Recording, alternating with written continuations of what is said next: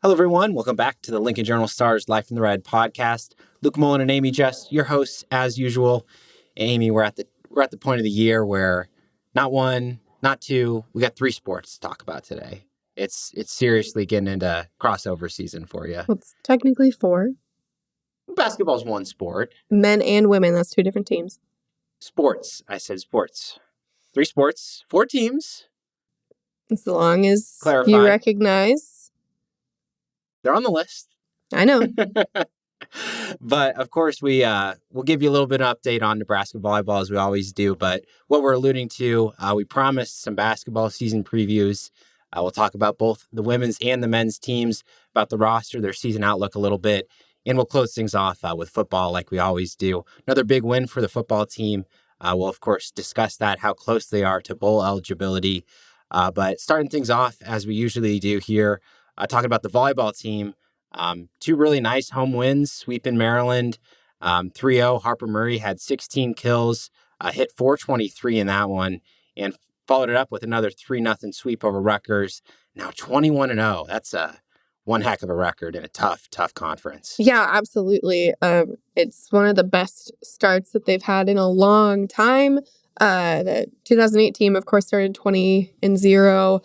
2006, they started 23-0, and then 2005, 28-0, and then, dare I say, the 2000 team went undefeated the whole way. So it's not that it hasn't been done, but it's been a while since a Nebraska team has had as hot of start as they're on right now. Absolutely. And of course, I mean, you get these teams coming into, and I mean, there were a couple tight sets in those two sweeps, but both of them, it seemed like second and third sets, like they made the adjustments, they were ready to pull away, which is, of course, a sign of a great, talented team like that. And got to give a shout out to Bergen Riley, like we always do. Big Ten Freshman of the Week once again. If they give out like a plaque or something, she'd have a giant stack of those by the end of the year. Yeah, and it's not just her, right? So she's had, I think this is her second Freshman of the Week, and then she's had multiple Setter of the Week awards as well. I think there's been 5 or 6 different Huskers who've won at least one Big Ten Weekly award. It's crazy because Merritt has won a couple, Lexi's won one, Krause's won one, Harper Murray's won several, and then Bergen's won several so far. Like, that's crazy. And Andy Jackson should probably get one at one point too. Like, it's crazy. Yeah, very clear, not just one player. It's all of them combining and having different matches, too, where they excel. So, yeah, lots of awards, recognition to go around for them. And a big road match coming up this week. They'll go to Rutgers again. But first up, they're going to go to Penn State. Penn State ranked number 16. Nebraska handled them when they played them at home. But that's a tough place to play and always a well-coached, very talented team. Yeah, absolutely. Penn State will make the adjustments from the last match. I was very surprised that Nebraska swept them. That's just not a team that you sweep.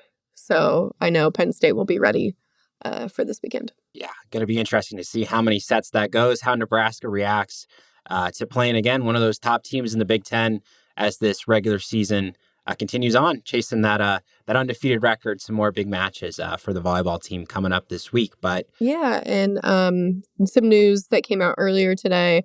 Obviously, this is way later, but Iowa announced that the Nebraska match in mid-November is already sold out. Very cool. First volleyball sellout for Iowa ever. I mean, everywhere Nebraska goes, big crowds tend Huge to follow, crowds. right? Yeah, and it's the support that they've seen everywhere has been pretty cool. And I mean, if you're just a local volleyball fan, I mean, number one team in the nation coming in, that's a big draw. Yeah, might as well, right? Absolutely. So wanted to move on to talking basketball. Want to dedicate plenty of time, of course, to preview the women's and the men's seasons. We'll start off with the women's team. We kind of talked a little bit about them, when it was opening night, a few weeks ago, but now we're getting a lot closer to the season. We kind of spoke about how the expectations were there, returning talent, players coming in for this women's team. And they started things off, exhibition win, 83-47 over Dakota Wesleyan. The starting 5 from that game, by the way, Darian White, Jazz Shelley, Maddie Kroll, Kendall Coley, and Alexis Markowski. Those were the starting five. Allison Weidner out with a season-ending knee injury. We already talked about that, but any surprises to you at all seeing that five? Not necessarily. You thought maybe Ani Stewart would Sure. get the nod there, but Kendall Coley has made a really big jump in this offseason from all indications. So I'm not really surprised with that. But also Ani and Kendall Moriarty are just because they're not starters, they'll definitely be in the mix, and maybe they'll work their way into the starting lineup at some point this season. So yeah, I'm going to be really interested to see how they treat that spot, especially with Allison Weidner. I mean, she's phenomenal, and just I know we talked about this earlier, but it's just really gutting that she's out for the season again. Yeah, I mean, this discussion would be a lot different, if she was with the team, if we were talking about, their expectations and everything. And I don't think that's going to change a whole lot because, right, I mean, they're a motivated group, they know what they can achieve, but having her in there would always provides a big spark, a lot to the team. So yeah, it'll be a big loss to be without Widener. And also worth noting, Maggie Mendelson, two-sport athlete. She is, of course, still in season with the volleyball team. They're kind of doing some important stuff right now. So it's going to be a little while till she gets to rejoin the basketball team. Yeah, she'll be back in December is usually when that happens. So they give her like a little bit of a break in between volleyball season and basketball season for her, right? Basketball season's well underway for them, but they give her a little bit of a break and then she goes over. But she doesn't come in cold, which is nice because she tries to get in one session, just shooting, getting out there on the floor, just to, make sure she doesn't lose those skills, right? So she doesn't come in completely cold. She does do a little bit of basketball work during the season. Yeah, that's obviously a really unique situation for her. And I do think it's good to give her a little bit of time off too, because you talk about kind of player health and, well-being. You can imagine how stressful, the physical demands of getting ready for volleyball and basketball. I mean, it's a lot. So give a couple days, hopefully get her to full strength because she was a very important post player down the stretch last year. Yeah, absolutely. And they're definitely going to need her. And hopefully she can have fresh legs, so to speak, when she comes back. That's right. And also worth noting, the freshmen coming in, forwards Natalie Potts and Jessica Petrie, guard Logan Nisley. These are all potential contributors for this team. I think Potts had a really good game there in the exhibition game. So maybe something to watch her status if she's going to get a lot of playing time here early in the year, but not necessarily a case where I'm not sure these freshmen are going to need to come in and, they need a ton of minutes from them right away, but you're going to think that Amy Williams is going to try to rotate them in as much as possible. Oh, yeah. She's really high on all three of them. Jess intrigues me a lot. I think she has a lot of upside and can do some really special things, but I don't know how quickly that will come across. Rather, maybe she'll, break out in like January, February-ish. But yeah, they're all really interesting, and I'm excited to see just how they become a part of the team and kind of mesh together. Yeah, I mean, you look at these non-conference games to start the year, and it's usually one of those things where, the stars are out there a lot. If they can, build that lead up, get those younger players, depth players, some time there later on in those games. That's huge for later in the season. And they did last year. I remember their opening match. They scored 100 points, and they did not go to the free throw line once. It was bizarre. And a lot of the younger players got some time in that one. Yeah, there were some major blowouts there at the start of last season. So we'll see what the women's team does this year. By the way, their season opener on Monday, November 6th. It's 12 o'clock noon game. Northwestern State coming to Lincoln to open things up, and also a road game there right away. Second game of the year for them. They'll head to Wyoming. So that should be a good test for them. That's a good program. And just looking at the November slate in total, I mean, Creighton's coming to town. Nebraska will be going to St. Petersburg for a couple non-conference games too. I think you get the sense that this November is going to challenge the team a little bit. Yeah, and I think that'll be good for them. They had such high expectations last year, and then just didn't quite get out of the gate the way they wanted to, and they're going to be challenged really early. Wyoming is a very good team. They've got some other really good teams in the non-conference, like Creighton, which is like 2 games later, right? Yep. So it's going to be a really interesting start to the season for them. So, but I'm looking forward to it. Yeah, absolutely. And like you said, I mean, returning veteran core, but still some new things to get sorted out. So we'll see how the women's team handles that start. And again, plenty of expectations. They're expecting good things postseason play. So we'll see what transpires there as they start up their season. But want to talk about the men's basketball team too. We'll want to talk about the same thing, right? Starting five, schedule. But before we get into that, I mean, there has been some crazy random injuries, I guess. We'll call them injuries. The first one, really weird. Nebraska forward Rink Mask was the victim of a, quote, random act of violence. That's what head coach Fred Hoiberg deemed it. Earlier this month, according to a Lincoln police report, Mask was knocked off a scooter that he was riding in downtown Lincoln. So weird. So weird. It's really just disheartening. Like, I don't understand how somebody could do that to somebody else. Yeah. And then just in general. And then Rink is one of the nicest people. Like, I don't get it. Glad he's like okay. He was on the bench for their the game that they had earlier Exhibition. Why couldn't I think of that word? I'm tired. Too many things going on. I know. I'm just like, anyway. I work with words for a living. But yeah, why would you do that to somebody? Like, oh, that makes me so frustrated and upset. But I'm glad he's okay. It could have been worse. I like to think of Lincoln as being a relatively safe city, just knowing some of the places where I've lived before. But yeah, downtown Lincoln, there's definitely been a violence problem down there this year. Yeah, I mean, you're totally correct in saying, like, this is something that goes beyond basketball, of course. Like, this is just Rink living his life, just, like, randomly got attacked. Like, yeah, and it was at like 9:30 or something like that. That's a normal time to be out. And even if he was out at a not normal time, still doesn't excuse somebody doing, like, it breaks my brain that people have that in their hearts. Yeah, so obviously, I mean, I know all of us we're interested in learning more details if possible to, see what happens there. Of course, wanting Rink to be recovered. It doesn't sound like it's going to be something that's going to keep him out for a long time, just kind of some minor issues hopefully coming off of that, but definitely not what you wanted from one of your top starting players. No, he was over the moon when we were up in Minneapolis. He was representing Nebraska at media days and was really insightful and really thoughtful and really excited about, what was to come for the season and not how you want it to start. Yeah. And of course, he'll still get that chance. Might take a couple games. We don't know exactly when he will be back and fully healthy. And it's also a topic of conversation for the star man of this team, guard Keisei Tominaga. Nebraska recently coming off an exhibition win over Doane.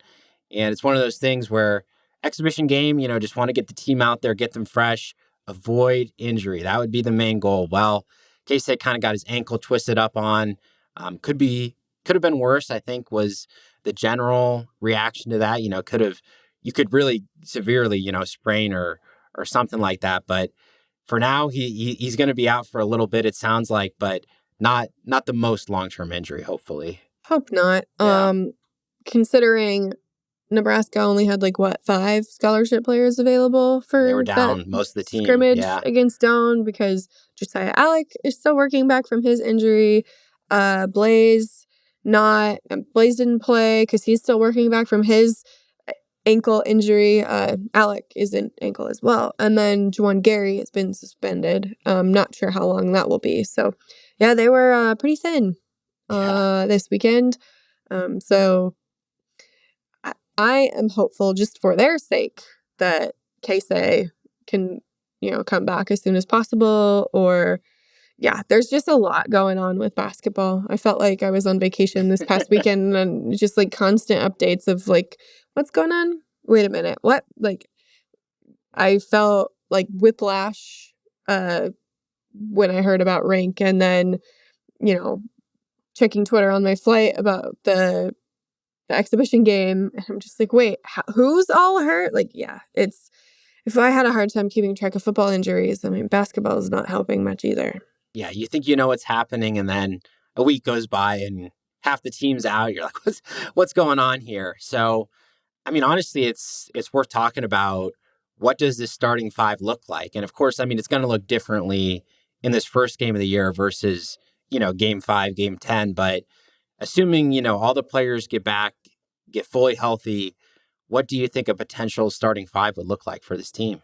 Yeah. So point guard, it'll either be Jamarcus or Boogie. Yeah. I'm still not entirely sure which one it'll be there.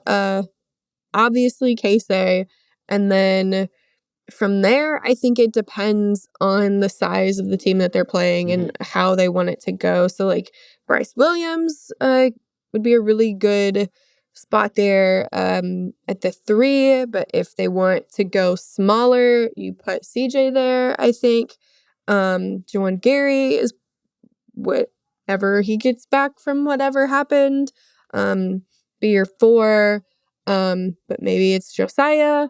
And then your big would be Rank. Yeah. Again, whenever he gets back.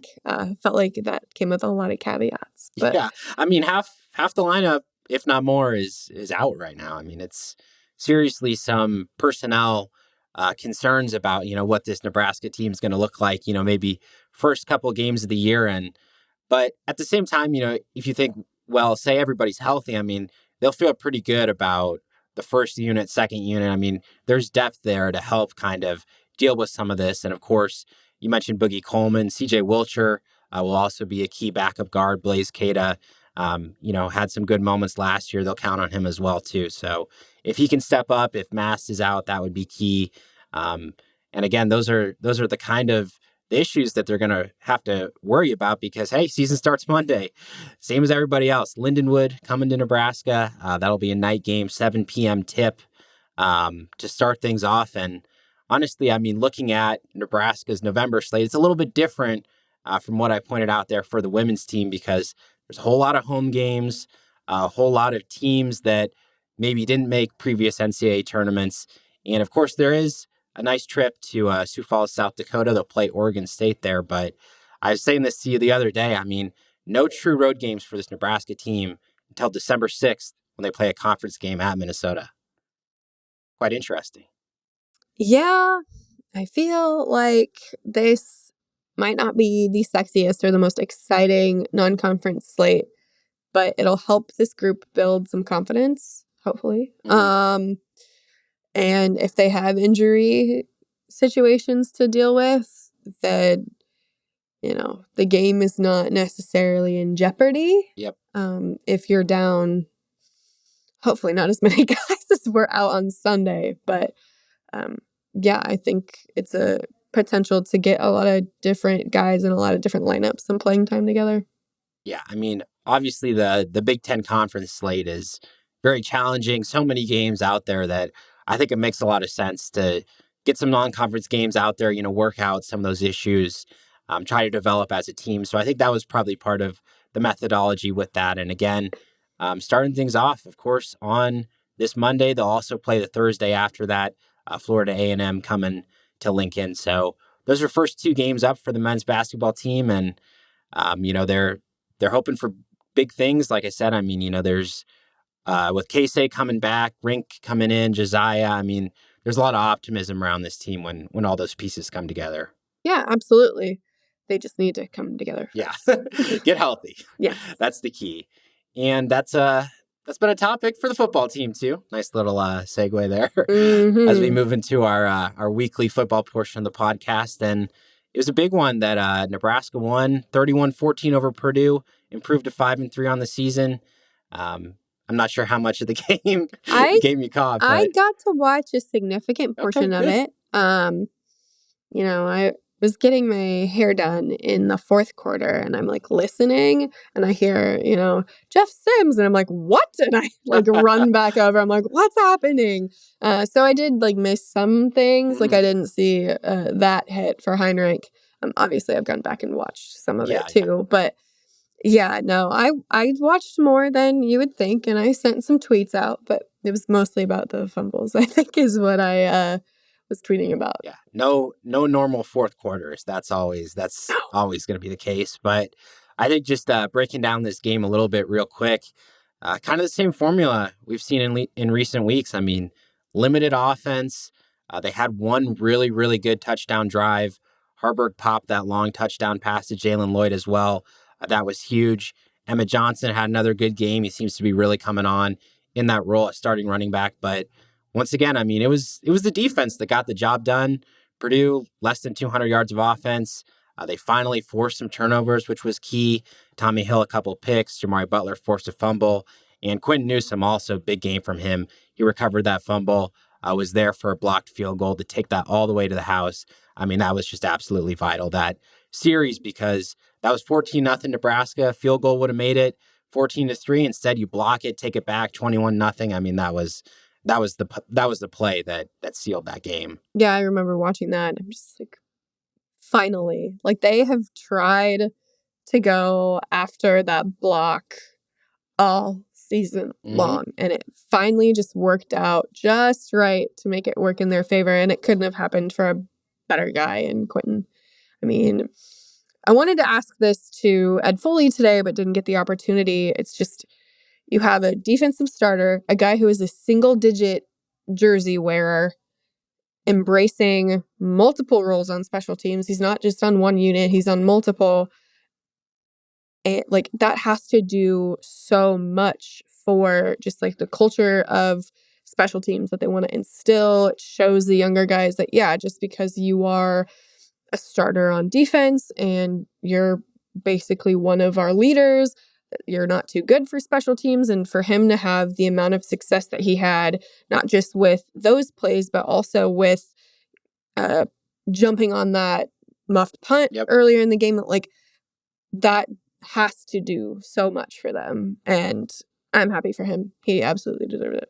Yeah, and I think the other big thing, too, for the special teams unit is, I think Ed Foley, this was a long time ago, like when he first got introduced or one of our first times talking to him, like he kind of talked about how with some of these things, like you only want to, you're only going to block maybe one kick a year. Like as long as you can get one block in, block field goal, block punt, whatever sort of game-changing special teams play. I mean, that is a good season if you can block one play. And I mean, they got 7 points there. I mean, that was a huge, huge play. Exactly what you want for special teams. Yeah, and they had a punt block earlier this year, too. So, yeah, getting the job done. Yeah, getting the job done. No kidding. But, I mean, there's definitely some improvements that they need to make on special teams, too. Good and bad, definitely, from that game. Yes. Their punt return unit needs a lot of help. And Ed did not shy away from that today. Yep. So that'll be big for him. Again, Billy Kemp, the normal punt returner, he's been out. So Alex Bullock was the guy in that spot last week, had that fumble, and then they kind of shied away from returning punts after that. So they'll be focusing on that. But I think the big takeaway from this one is obviously the record. I mean, they're 5-3, 1 win away from a bowl. Would have been a little bit difficult to see that coming a few weeks ago, but gosh, I mean, the opportunity is there this November slate. Nebraska goes to Michigan State, will host Maryland, goes to Wisconsin, and will host Iowa to close the year. Best opportunity is really this week, isn't it? Yeah, absolutely. And I think all of these games are winnable. Earlier I would have thought, Maryland, maybe not. But hey, Northwestern beat them last week. Yep. So you never know. But yeah, no, their best opportunity to get bowl eligible is this week. And talking about you never know, Nebraska's tied for first in the Big Ten West. You never know. Trip to Indy, is it happening? I mean, I may or may not have booked some insurance hotels. Good. I'm glad. Yeah. I mean, they're pretty expensive. And then if Nebraska ends up making it through the roof, Nebraska fans are going to be pouncing all over that. So, but no, I'm not jinxing Nebraska. I book insurance hotels all the time. For the Sweet 16 Elite 8 for volleyball last year, I had hotels booked in every single possible place that they That's could have been, incredible. and then deleted all the other ones. So I'm not jinxing Nebraska. I do this all the time. I'm sure Marriott people love it when I do that. So, but yeah, no. I mean, it's some insight yeah. into my neuroticism for sure. I'm just saying the possibility is there when you're tied for the first in the division. There's 4 games left, I think. And obviously they're going to play both Wisconsin and Iowa, 2 of the other teams that are tied for them. I mean, there's opportunities there. I mean, Wisconsin has to be the favorite, right? I mean, they probably look the best, I would think, and they have one of the easier schedules. But honestly, I mean, Nebraska, Wisconsin, Iowa, Minnesota, those are the 4 teams. I mean, anything can happen in this division, right? Yeah, but and I haven't done like a full analysis yet. That'll be coming tomorrow, as to what the road would look like. Regardless of what happens, Nebraska needs Minnesota to keep losing. Yeah, because they lost to them. They did. So if it ended up being a 2-way tie between Nebraska and Minnesota at the end of the day, then Minnesota would get it because they have the head-to-head. Yeah. So the reason why there's optimism, right, for bowl eligibility and, whatever happens the rest of the season is the elite defense. They've kept Nebraska in games, they've changed games, but this offense, it continues to be a struggle to put things together week to week. They don't throw that much. They turn the ball over a lot. And I had to pull up the stats this week because I was like, gosh, I mean, this season total, they're averaging 132.2 passing yards per game, 4th worst in the nation. And I was like, when's the last time Nebraska's thrown for that little yardage? And you got to go back to 2003 when they averaged 109.4 yards a game. Golly, that is something, huh? I know you don't remember that season. Not at all. That was a cursed season. I'll trust your word on it. That's like one of the first seasons that I like vividly remember. Uh-huh. And it's not a good one, huh? Bad memory. It's just like I thought, I just remember like my mom being like a big Nebraska fan and like talking about all the great like wins and all of that, and I'm like, this, yeah. And then it got a lot better, right, in the years that followed. We're gonna move on. But yeah, I mean, moving on to our Michigan State preview then. I mean, this is like I said, I mean, it's probably their best chance to get that 6th win. And the reason for that is because Michigan State began the year 2-0, lost 6 in a row since, and they're going through very, very similar offensive struggles to what Nebraska has experienced. Their quarterback to start the year, Noah Kim, turned the ball over a lot, and they recently pivoted freshman Caden Hauser. He's been the new starter, and similar to what Heinrich Harburg, pretty limited output. Hauser not thrown for more than 130 yards in these last 3 weeks. The one difference I think maybe you can look at this Michigan State offense, really, really good wide receivers, a really dependable running back too, and Nathan Carter. So there's skill positions surrounding them, but I think their line has been a little bit in turmoil, a little bit of changes there up front for them. That's limited their scope. And the other thing too, I mean, this is a Michigan State program that was known for its defense for years and years. This year, that's not really been the case, allowing 27.8 points per game. That ranks 84th nationally, so a little bit below average defense for them. Some offensive struggles. I mean, they've lost quite a few in a row. It's kind of maybe a good time to get them, but at the same time, I mean, they're a talented team who's maybe been playing below their expectation. You expect that to balance out a little bit at some point.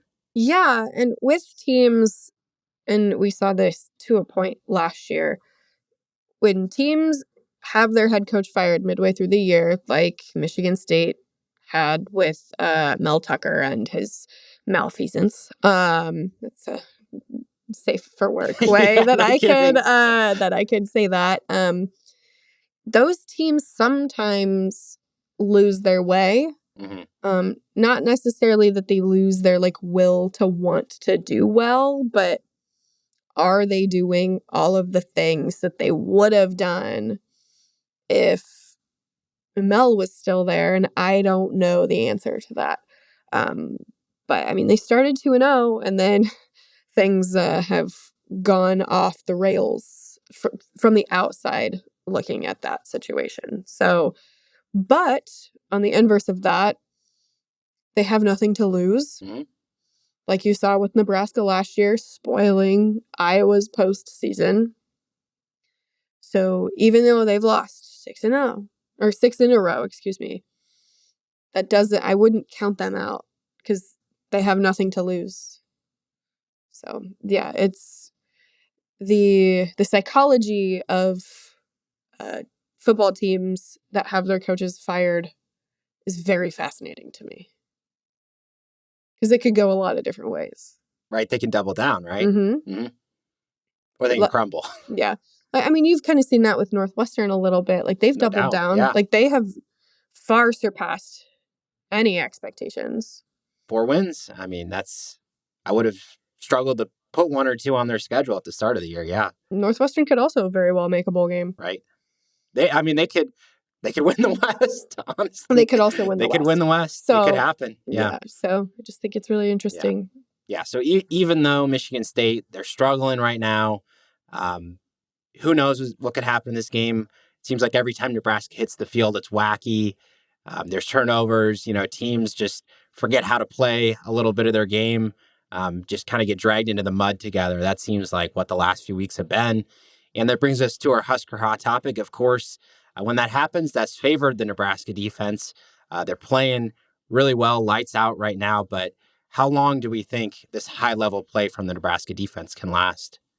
I mean, as long as a few things happen. Number 1, no more injuries. Number 2, as long as they're still rotating guys at the clip that they are, guys are still having like fresher legs. So they're not getting the 80, 90 game snaps per contest. So that, I think, helps them.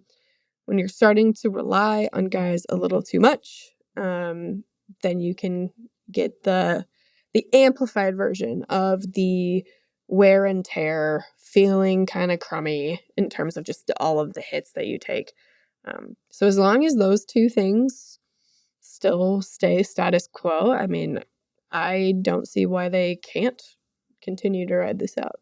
Yeah, honestly, for all the reasons that you listed, I agree, and I think it goes the rest of the season, honestly, because the talent is there, the mentality is there. They're all clearly bought in to this defensive system, and the different ideals that Tony White has installed, these different position groups.